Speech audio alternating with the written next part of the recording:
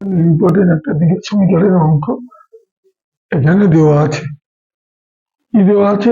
5x² - 2x + 3 = 0 দীঘার সমীকরণে দুটি আলফা ও বিটা হলে এটা হবে। তাহলে এখানে 1/α + 1/β সমান এখানে আলফা বিটা থাকলো। এখন এইখানে যদি আমরা এটাকে লসাগু করি, আলফা বিটাকে আলফা দিয়ে করলে এখানে বিটা আর এখানে আলফা, তাহলে এখানে যে সমীকরণটা দেওয়া আছে সেখান থেকে মানটা বের করতে হবে। তাহলে আর বীজদ্বয়ের যোগফল, এখানে বীজ দুটি আলফা বিটা, তাহলে বীজ -b/a, তাহলে এখানে মাইনাস আর বি এর মান -2, তাহলে এখানে বেরিয়ে গেলে এটা 5, তাহলে 2/5। আর আলফা ইন্টু বিটা সমান c/a, তাহলে c কত? 3/5। তাহলে এবার মানটা বসিয়ে দিতে হবে।